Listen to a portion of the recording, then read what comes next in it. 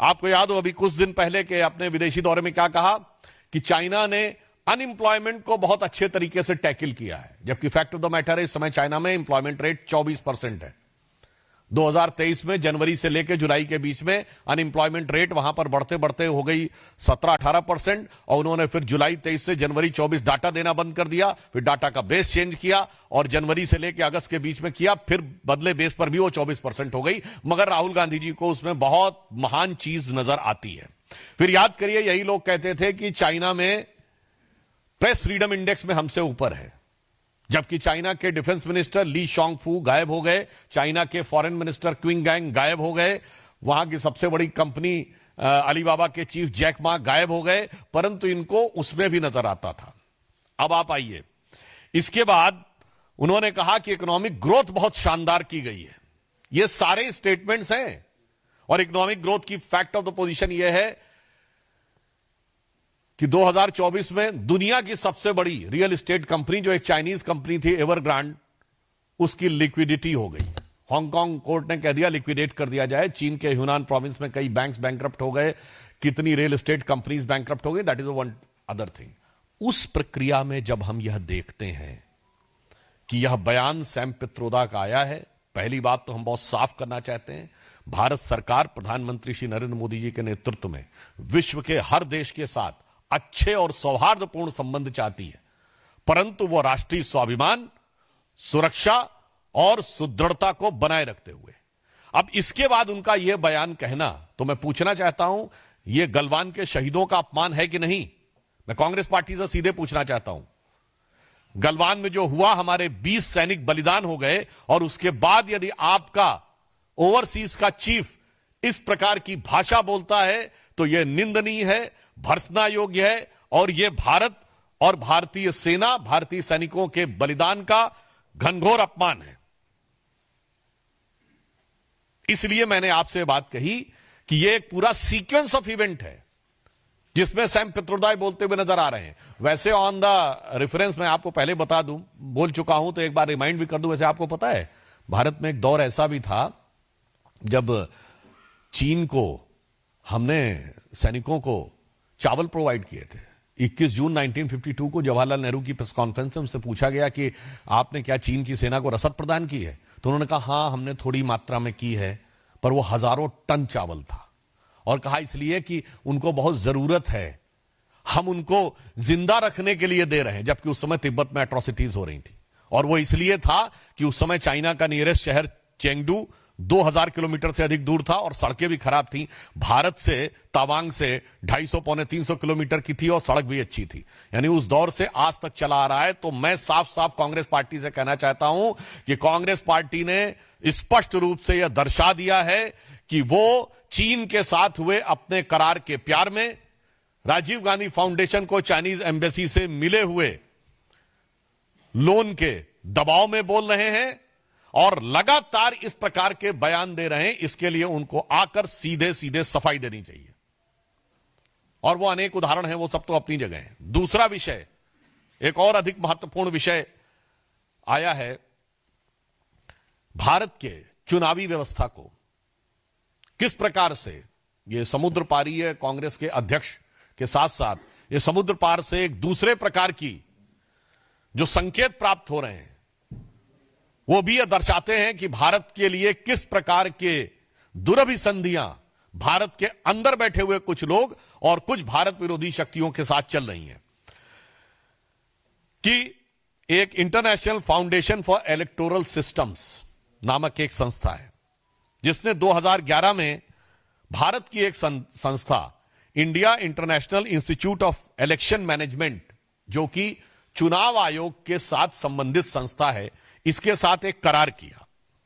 और यह करार में जो पीछे से, और आज सबसे पहले बात कर रहे हैं दिल्ली एनसीआर समेत देश के अलग अलग हिस्सों में जो भूकंप के तेज झटके महसूस किए गए हैं। सबसे पहले बात अगर राजधानी दिल्ली और उसके आसपास के इलाकों की करें तो 5:36 सुबह, जब लोगों की नींद तक नहीं खुली थी, उसी वक्त मोनिका जो धरती है वो हिलने लगती है। बिल्कुल सुमित, धरती हिलने लगती है, धरती कांपने लगती है। दिल्ली समेत एनसीआर में भूकंप के झटके महसूस किए गए।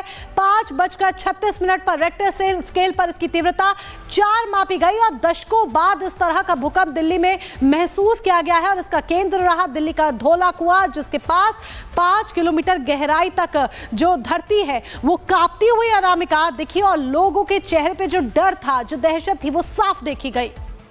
तो देखिए, कई राज्य ऐसे हैं जो यहाँ पर भूकंप के चलते कांप गए, क्योंकि देखो जो तीव्रता थी वो काफी ज्यादा थी, हड़कंप मच गया। कई इलाके ऐसे भी जहां पर पेड़ों के गिरने की तस्वीर निकल के सामने आई है, धरती फटी, धरती कांपी। और दिल्ली एनसीआर का धौला कुआं जो कि भूकंप का केंद्र रहा, और पूरे दिल्ली एनसीआर ने भूकंप के झटके महसूस किए। दहशत में दिल्ली आ गई, क्योंकि जैसे ही भूकंप आया लोग अपने घरों से बाहर निकले। लोगों की आंख खुली भी नहीं थी कि उन्हें झटका लगा, और इसी के साथ वो घर से बाहर निकले। और यहीं पर था भूकंप का केंद्र। जो तस्वीर आपको दिखा रहे हैं हम, ये तस्वीर है दिल्ली के धौला कुआं की, जिसके नीचे, धरती के नीचे भूकंप का केंद्र बताया जा रहा है। और जिसके चलते आप देख पा रहे हैं कि धरती फटी हुई है, पेड़ गिरा हुआ है, यानी कि जो तीव्रता थी भूकंप की वो काफी ज्यादा थी। हालांकि राहत वाली बात यहां पर यह है कि फिलहाल किसी के हताहत होने की खबर नहीं है, लेकिन एक्सक्लूसिव तस्वीरें दिखा रहे हैं आपको हम, जहां पे धौला कुआं में जो केंद्र था भूकंप का, उसकी वजह से पेड़ गिर गया है, धरती फट गई है। और जो जगह थी वो नई दिल्ली थी, जहां पे धौला कुआं के नीचे केंद्र बना दिखाई दिया।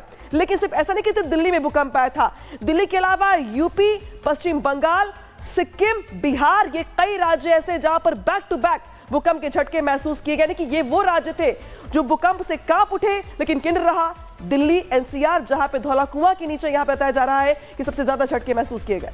तो एक्सक्लूसिव तस्वीरें इस वक्त हम आपको यहां पर दिखा रहे हैं। और धौला कुआं जो कि एपिक सेंटर रहा है, हमारे सहयोगी विवेक वहां से सीधा जुड़ रहे हैं। विवेक, क्या सिचुएशन है, क्योंकि तस्वीरें हम देख रहे हैं कि पेड़ गिरे हुए हैं, क्या हालात वहां पर थे, जरा दिखाइए। बिल्कुल, मैं अभी धौला कुआं में हूं जहां एपिक सेंटर था, और लोगों से जब हमने बात की तो 75 साल के बुजुर्ग ने कहा कि आज तक ऐसी गड़गड़ाहट के साथ हमने ये दृश्य तो नहीं देखा था। लेकिन फिलहाल जिस तस्वीर की आप बात कर रहे हैं, अभी हम यहां पर झील पार्क में हैं। अब देखिए हमारे पीछे जिस पेड़ का जिक्र कर रहे हैं, ये वो पेड़ है, यह अर्जुन का पेड़ है। औषधीय गुणों से में काफी इसकी महत्ता है और इसकी छाल काफी यूज की जाती है, प्रयोग में लाई जाती है। ये देखिए पेड़ उखड़ गया है, ये जड़ से उखड़ गया है। हालांकि यहाँ की मिट्टी जो है थोड़ी दलदली जरूर है, लेकिन अनुमान लगाइए कि यहां पर ये पूरी तरह से पार्क है और कई पेड़ हैं यहां पर। लेकिन ये पेड़ जो है, यही पेड़ उखड़ता है और काफी पुराना पेड़ था, 15 से 20 साल पुराना पेड़ था। और जो यहां के केयर टेकर हैं महावीर जी, उनसे जब हमारी बातचीत हुई, उन्होंने कहा कि ये तो आशंका है कि नहीं, ये हिला तभी क्योंकि पुराना पेड़ था, और ऐसे में ये काफी पुराना। और सबसे बड़ी बात कि इस पेड़ को आप देखिए, इस पेड़ को बिल्कुल ताजा पेड़ है, बिल्कुल ताजा पेड़ है, कोई खास इसकी उम्र नहीं थी। लेकिन कह रहे हैं कि भूकंप के ऐसे झटके थे और नीचे की मिट्टी जो है वो थोड़ी गीली थी, इस वजह से हो सकता है कि उन झटकों को ये पेड़ बर्दाश्त न कर पाया हो और इसकी जड़ें उखड़ गई हो। धौला कुआं में जिस जगह पर हम खड़े हैं, यहां सबसे अधिक भूकंप के जो झटके हैं महसूस किए गए।